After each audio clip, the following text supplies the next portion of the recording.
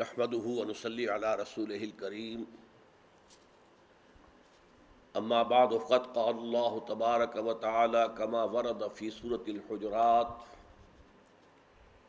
اعوذ بالله من الشيطان الرجيم بسم الله الرحمن الرحيم يا ايها الذين آمنوا لا يسخر قوم من قوم عسى ان يكونوا خيرا منهم ولا نساء من نساء عسى أن يكن خيرا منهن ولا تلمزوا أنفسكم ولا تنابزوا بالألقاب بئس الاسم الفسوق بعد الإيمان ومن لم يتب فأولئك هم الظالمون يا أيها الذين آمنوا اجتنبوا كثيرا من الظن إن بعض الظن إثم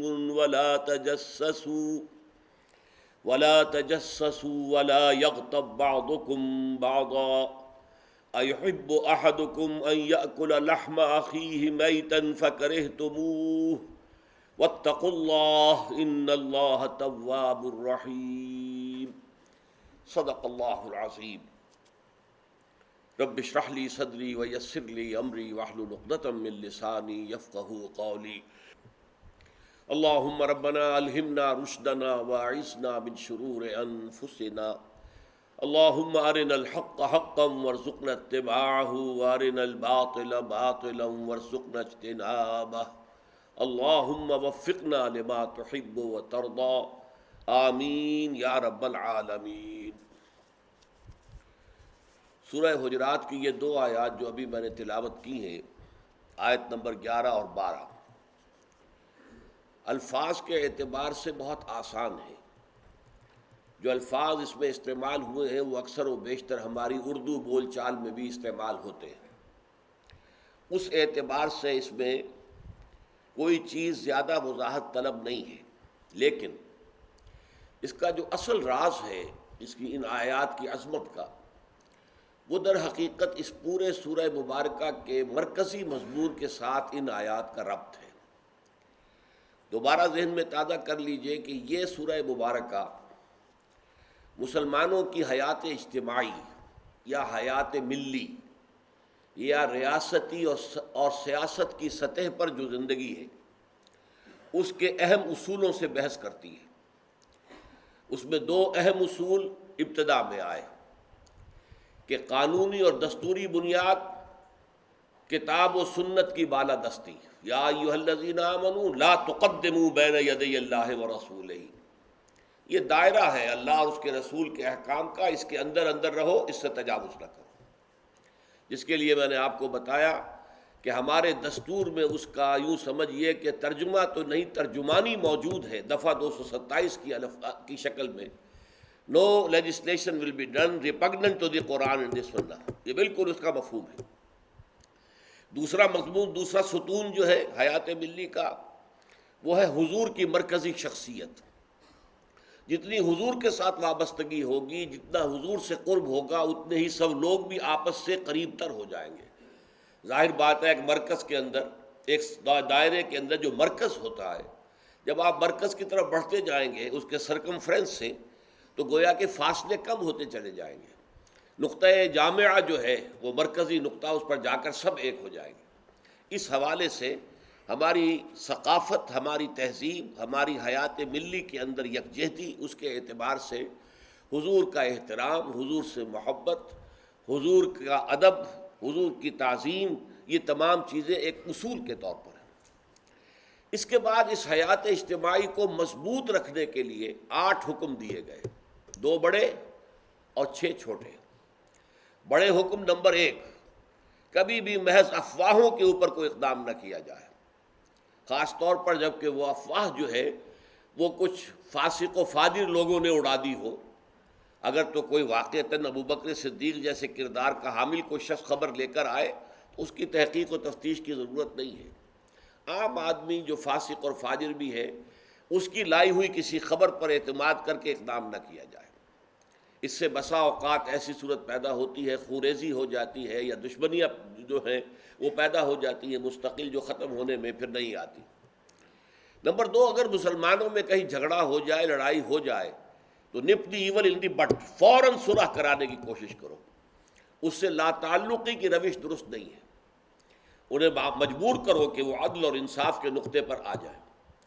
پھر اگر کوئی ایک فریق زیادتی کرتا ہے، مسلمانوں نے صلح کرا دی لیکن یہ کہ اب ایک فریق زیادتی کر رہا ہے، تو اب یہ فریق کی زیادتی دوسرے فریق کے خلاف نہیں ہے بلکہ پوری امت کے خلاف ہے. لہذا لڑو اس سے اور اس کو مجبور کرو کہ وہ صلح کی جو شرائط ہے اس کے سامنے سر تسلیم خم کرے. جب ایسا ہو جائے تو سر نو صلح کرا دو، اور ایسا نہ ہو کہ اب دوسرے فریق پر کوئی ناروا زیادتی ہو جائے. عدل و انصاف کا دامن ہاتھ سے نہ چھوڑو. پھر یہ دو آیتیں آئی ہیں، اور ان دو آیتوں میں ایک بڑا حسن ربط ہے کہ کچھ سماجی برائیاں ہیں، وہ بظاہر ہم انہیں کوئی بہت بڑی چیز نہیں سمجھتے، لیکن ان کی بنا پر بسا اوقات دو مسلمانوں کے دلوں میں ایک دوسرے سے رنجش بیٹھ جاتی ہے، کدورت بیٹھ جاتی ہے، بغض پیدا ہو جاتا ہے. تو یہ دو مسلمانوں کے درمیان یا دو گروہوں کے درمیان اس طرح کی کیفیت کا پیدا ہو جانا بھی در حقیقت اس پوری امت کے لیے، اس کے استحکام کے لیے نقصان دہ ہے. ایک فصیل ہے، اس کی اینٹیں ہیں، اینٹیں باہم جڑی ہوئی ہیں. اینٹیں پختہ ہونی چاہیے نمبر ایک، اور پھر یہ کہ وہ باہم جڑی ہوئی ہوں. سیمنٹ سبسٹنس مضبوط ہونا چاہیے، مارٹر مضبوط ہونا چاہیے.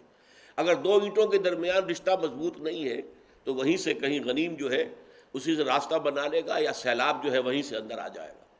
اس حوالے سے 6 احکام، یہ 6 نواہی ہیں جن میں روکا گیا ہے 6 چیزوں سے. پھر دیکھیے ان میں ترتیب کیا ہے. 3 کا ذکر ہے پہلی آیت میں، 3 کا ذکر ہے دوسری آیت میں. پھر اس میں حسن ترتیب یہ ہے کہ پہلی آیت میں جو 3 چیزیں ہیں وہ رو در رو کی جاتی ہیں، اور دوسری آیت میں جو 3 چیزیں ہیں وہ پیٹھ پیچھے کی جاتی ہیں. مزید یہ کہ پہلی آیت میں جو 3 چیزیں ہیں وہ ہر حالت میں خراب ہے، ہر حالت میں بری ہے، جبکہ دوسری آیت میں جو 3 چیزیں آ رہی ہیں ان میں بعض پہلو ایسے ہوتے ہیں کہ جہاں معاشرتی ضرورت جو ہے ان کا تقاضا کرتی ہے، ہر حال میں برائی نہیں. تو یہ نہایت عمدہ جو ہے ایک تفریق ہے، تقسیم ہے ان 2 آیات کے مضامین کے درمیان. پہلی آیت ہم پڑھ چکے ہیں گزشتہ نشست میں. 3 چیزوں سے روکا گیا. اے مسلمانوں، تم ایک دوسرے کا مذاق نہ اڑاؤ. نہ ہی مسلمان عورتیں ایک گروہ دوسرے گروہ کا مذاق اڑائیں. ہو سکتا ہے کہ جس کا مذاق اڑایا جا رہا ہے عند اللہ وہ زیادہ بہتر ہوں ان لوگوں کی نسبت کے جو مذاق اڑا رہے ہیں. تم مذاق اڑاتے ہو کسی ظاہری شے پر، اللہ تعالیٰ تمہاری باطنی شخصیت پر نظر رکھتا ہے. شکلیں، صورتیں، رنگ یہ تو اللہ نے بنا دیے ہیں، اس میں تو کسی انسان کا کوئی قصور نہیں ہے کہ اس کی بنیاد پر اس کا مذاق اڑایا جائے. لیکن جو باطنی شخصیت ہے وہ تو انسان خود تعمیر کرتا ہے اپنی. اس میں اگر کوئی خرابی ہے تو اللہ کے ہاں وہ خراب ہے.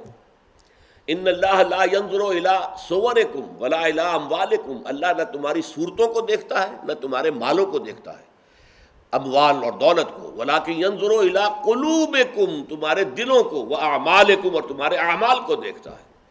تو ہو سکتا ہے کہ جس کا مذاق اڑایا جا رہا ہے وہ اللہ کے ہاں زیادہ بلند درجہ رکھتا ہو، محبوب ہو اللہ کا، اس کی نسبت کے جو مذاق اڑا رہا ہے. اور چونکہ یہ بیماری عورتوں میں زیادہ ہوتی ہے لہذا دوہرا کر عورتوں کے لیے بھی کہا. پھر نمبر 2 یہ کہ تانے نہ دیا کرو، رو در رو تانا. کسی شخص کو اس کی کسی سابقہ کسی غلطی کا وہ ختم ہو چکا معاملہ، اس کا کفارہ وہ ادا کر چکا، یا گناہ تھا تو توبہ کر چکا، اب آپ اس کے حوالے سے اس کے منہ پر دے مار رہے ہیں، کوئی تانا کر رہے ہیں. تان کے معنی کیا ہے؟ نیزہ مارنا. تو یہ تان ہے در حقیقت انسان کی باطنی شخصیت پر، معنوی شخصیت پر. تو تم یہ کام نہ کرو.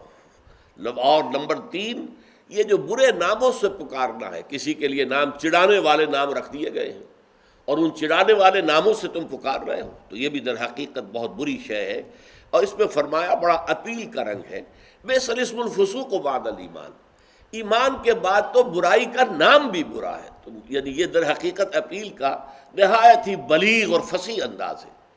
اگرچہ یہاں پر وہ مرکب توصیفی کی شکل میں ہے، ایمان کے بعد تو برا نام بھی برا ہے، برا نام تو یقیناً برا ہے ہی ہے، لیکن یہاں پہ اس کا ترجمہ کرنے میں ہم اسے مرکب اضافی کے طور پر کریں گے. اور ایسا ہو جاتا ہے قرآن مجید میں اکثر کہ برائی کا نام بھی برا ہے. ایک تو ہے برائی کا بالفعل کوئی جو ہے وہ انسان ارتکاب کرتا ہے، لیکن برائی کا نام بھی، حالانکہ ظاہر بات ہے مذاق اڑانے میں کوئی عملی برائی تو نہیں ہوئی ہے، یا کسی کو تانا دینے میں کوئی عملی گناہ تو نہیں ہوا ہے، لیکن یہ کہ یہ برائی کا نام بھی برا ہے، اور اس کے بعد دھمکی وَمَن لَّمْ يَتُبْ فَأُولَٰئِكَ هُمُ الظَّالِمُونَ، اور جو باز نہیں آئیں گے تو جان لیں کہ اللہ کے نزدیک پھر وہ ظالم شمار ہوں گے۔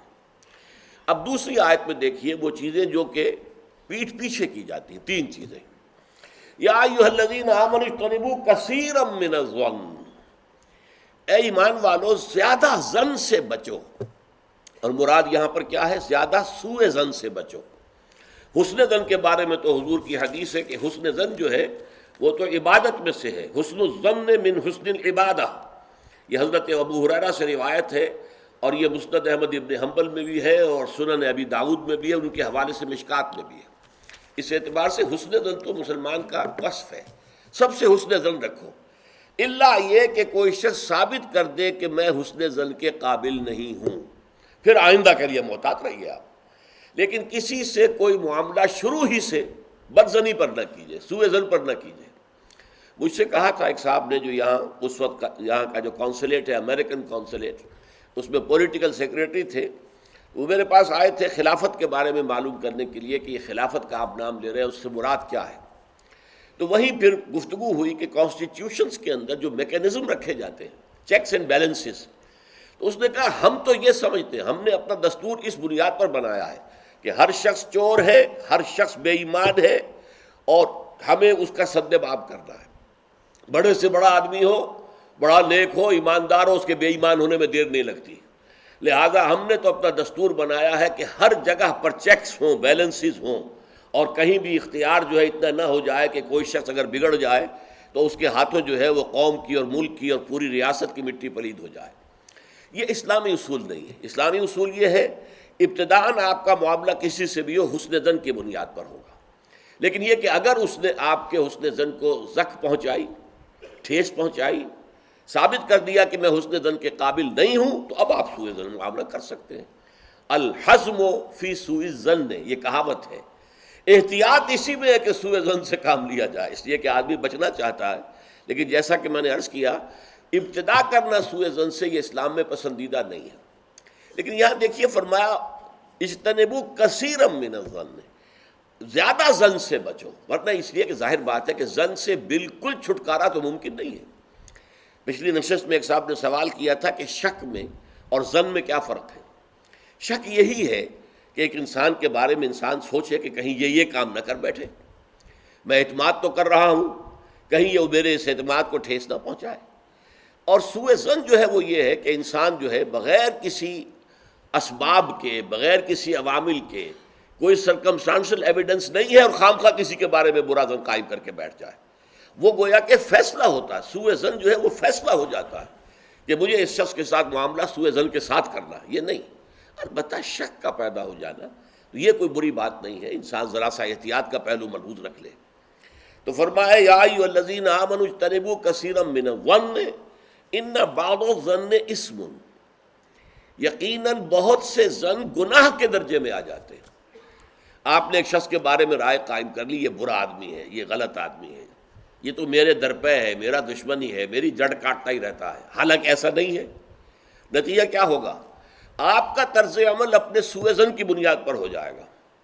ہر وقت جو ہے آپ کے طرز عمل سے ظاہر ہوگا وہ سارا آپ کے اندر جو بھرا ہوا مواد ہے، اور اس سے ہو سکتا ہے دوسرے شخص کی خامخواہ دل شکنی ہو، اس کے احساسات مجروح ہوں، اور تمہارے حصے میں اللہ کی طرف سے، اللہ کی جانب سے اعمال نامے میں گناہ کا اندراج ہو جائے کہ ایک شخص کے خلاف خامخواہ اس نے سوء ظن کیا، جبکہ اس کے لیے کوئی آثار نہیں تھے، اس کے لیے کوئی بنیاد نہیں تھی۔ تو ان بعض الظن اثم، بعض ظن جو ہے وہ تو گناہ کے درجے کو پہنچ جاتے ہیں۔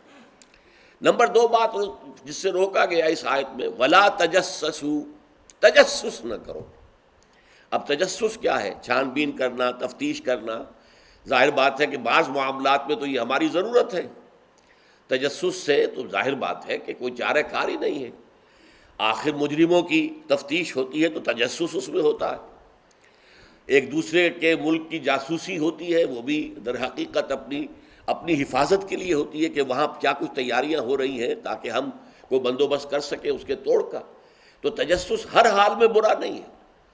اسی طرح ایک بہت بڑا اخلاقی مسئلہ پیدا ہو گیا تھا جب جمع حدیث کا معاملہ شروع ہوا ہے، آپ کو معلوم ہے کہ حضور نے اپنے حیات طیبہ کے دوران تو احادیث کو لکھنے سے روک دیا تھا۔ آپ کا حکم تھا لا تکتبوا عنی الا القرآن، مجھ سے کوئی شے نہ لکھو سوائے قرآن کے، اس لیے کہ اندیشہ تھا کہ گڑبڑ نہ ہو جائے کہیں۔ جیسے کہ آپ کو معلوم ہے کہ انجیل میں حضرت مسیح کا کلام، حضرت مسیح کی سیرت اور انجیل جو حضرت مسیح پر سب گڑبڑ ہیں آپس میں۔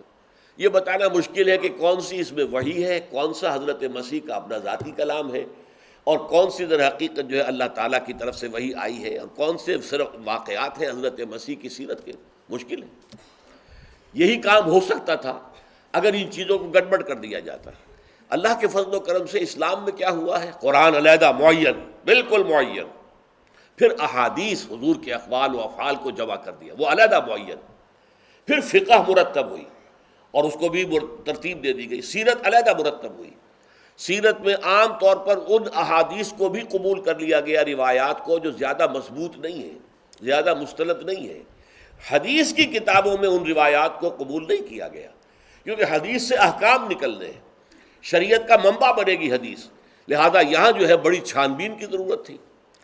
تو جب محدثین نے یہ چھان بین شروع کی راویوں کے بارے میں، فلاں شخص نے فلاں سے روایت کی، اب وہ جاتے تھے اور پتہ کرتے تھے ماحول میں اس شخص کا کردار کیسا ہے، اپنے ماحول میں اسے کیسے پہچانا جاتا ہے، ایک نیک اور شریف اور سچے انسان کی حیثیت سے یا جھوٹے اور دغاباز انسان کی حیثیت سے، اس کے لیے تفتیش کرتے تھے۔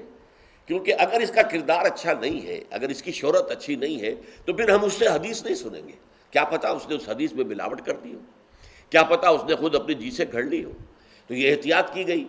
اس پر بعض لوگوں نے جو درویش قسم کے تھے، نیک لوگ تھے، انہوں نے کہا یہ تم قرآن کے خلاف کر رہے ہو، لا تجسسوا، قرآن تو کہتا ہے کہ تجسس مت کرو، لوگوں کے حالات کی تفتیش و چھان بین نہ کرو۔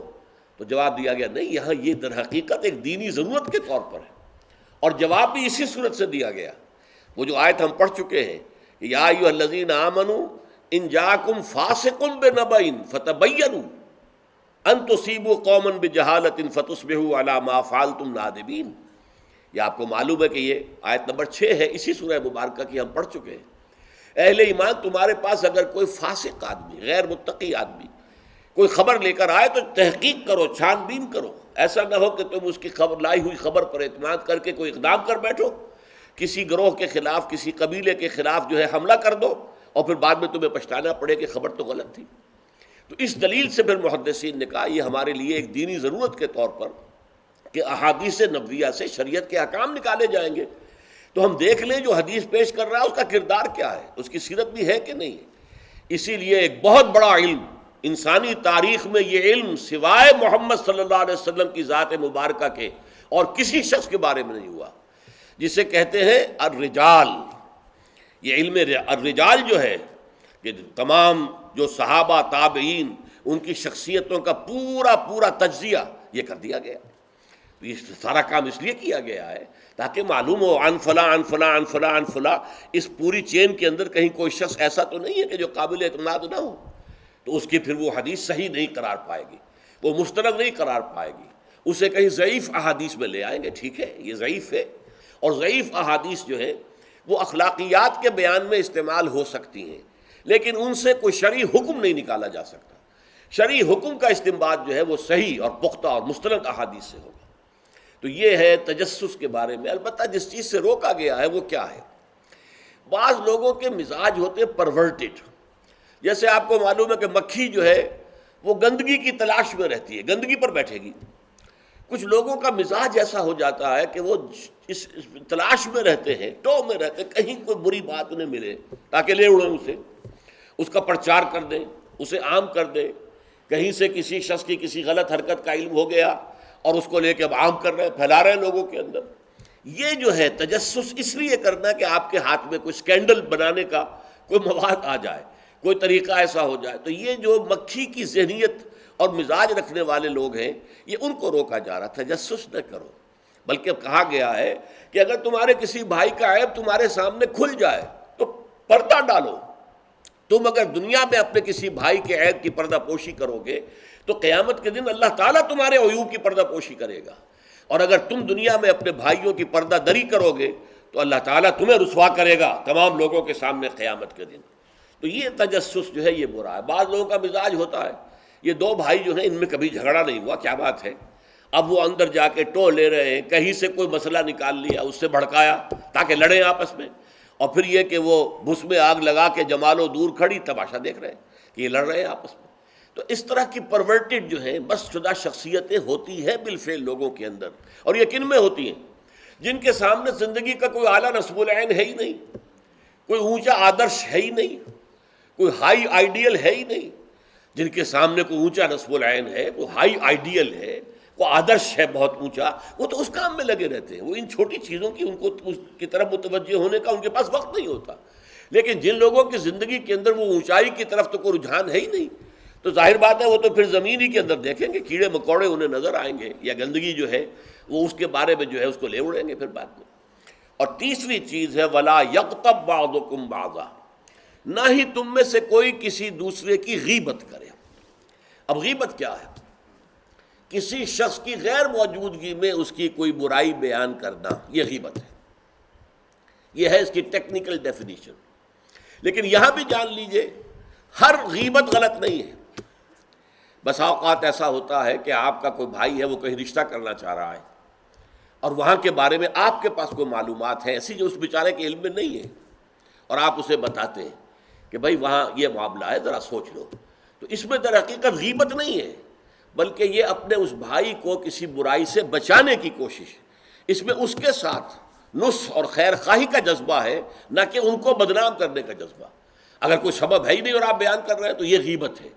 لیکن اگر معاملہ اس طرح کا ہے تو ظاہر بات ہے اسی طریقے سے کوئی کسی قوم کے رہنما ہیں اور بڑی شخصیتیں ہیں، اب ان کے بارے میں یہ ہے کہ پبلک میں اگر آپ کو ان پر تنقید کرنی پڑے تو اس کے اندر بھی دیکھا جائے گا کہ وہاں اس کا ہونا ضروری نہیں ہے، وہ تنقید جو ہے آپ ملک اور قوم کی مصلحت میں کر رہے ہیں۔ تو گویا کہ اس طریقے سے غیبت کی ہر شکل جو ہے وہ حرام نہیں ہے۔ البتہ ایک خیال لوگوں کو بڑا غلط ہے، اور وہ میں ایک حدیث کے حوالے سے اس کا ازالہ کر دینا چاہتا ہوں۔ یہ حضور سے سوال کیا گیا کہ پوچھا گیا کہ غیبت کیا ہے۔ یہ حدیث ہے، مسلم شریف میں بھی ہے، ابو داؤد میں بھی ہے، ترمذی میں ہے، نسائی میں ہے، یہ حضرت ابو ہریرہ رضی اللہ تعالی عنہ سے۔ اور امام مالک نے ایسی ایک حدیث جو ہے موطا میں مطلب بن عبداللہ سے جو ہے روایت کی ہے۔ حضور سے پوچھا گیا کہ غیبت کیا ہے، آپ نے فرمایا ذکرو کا اخاک بما یکرہ، تمہارا اپنے بھائی کا تذکرہ کرنا کسی ایسے اعتبار سے جو اسے ناپسند ہو۔ اگر اس کے سامنے کرو گے اسے ناپسند ہوگا، اس کے علم میں آئے گا کہ میرے بارے میں یہ بات کہی گئی ہے تو اسے ناپسند ہوگی۔ ایسی بات کا اس کی غیر موجودگی میں بیان کرنا۔ اب قیلا کہا گیا، سوال کیا گیا، افرأیتا کہ حضور آپ ذرا غور کیجئے، ان کان فی اخی ما اقول، اگر میرے بھائی میں وہ شے واقعتاً موجود ہے جو میں کہہ رہا ہوں تو کیا اس صورت میں بھی غیبت ہوگی؟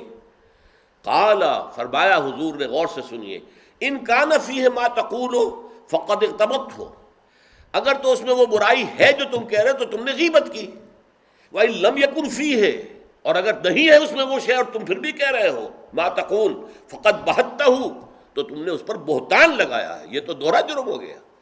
اس میں کوئی خرابی نہیں ہے، برائی نہیں ہے اور آپ بیان کر رہے ہیں تو یہ تو بہتان ہے۔ البتہ کسی میں کوئی برائی ہے، خرابی ہے، نقص ہے تو یہ در حقیقت جو ہے آپ کا اس کی غیر موجودگی میں بیان کرنا یہ غیبت ہے۔ تو اس اعتبار سے غیبت کی جو برائی ہے اس کو اچھی طرح سمجھ لیجئے، اور یہ ہمارے معاشرے کے اندر بہت پھیلی ہوئی ہے یہ شے۔ بلکہ یہ کہا جاتا ہے اور صحیح کہا جاتا ہے کہ وہ کئی کورسز کا ڈنر ہونے کے بعد جو ہے پھر جب گفتگویں ہوتی ہیں تو معلوم ہوتا ہے کہ سب سے زیادہ لذیذ ڈش جو ہے وہ ایک دوسرے کی غیبت ہے۔ اور ہوتا کیا ہے، شادی کا کہیں پر مجمع لگا ہوا ہے اور جو ہے وہ ابھی بارات نہیں آئی ہے یا کوئی اور مسئلہ ہے، بیٹھے ہوئے ہیں، تو جب 3 آدمی بیٹھے ہوں گے تو کسی اور کی غیبت کریں گے، اور جب ان میں سے ایک اٹھ کے چلا جائے گا تو اب یہ دونوں اس کی غیبت کریں گے۔ یہ ہمارے معاشرے کا عام رخ ہے، یہ ہمارا جو ہے یہ گویا کہ سب سے زیادہ ڈیلیشس ڈش جو ہے وہ غیبت ہے۔ تو اس کے لیے شدت کے ساتھ روکا گیا، اور اس کے لیے جو پھر تمثیل دی گئی ہے، اَيُحِبُّ أَحَدُكُم مَّن يَأْكُلَ لَحْمَ أَخِيهِ مَيْتًا فَكَرِهْتُمُوهُ، کیا تم میں سے کوئی شخص اسے پسند کرے گا کہ وہ اپنے مردہ بھائی کا گوشت کھائے؟ تو اس پر تو تمہیں گھن آ گئی، تمہیں بہت برا لگا؟ کوئی شخص گوارا کرے گا کہ اپنے مردہ بھائی کا گوشت کھائے؟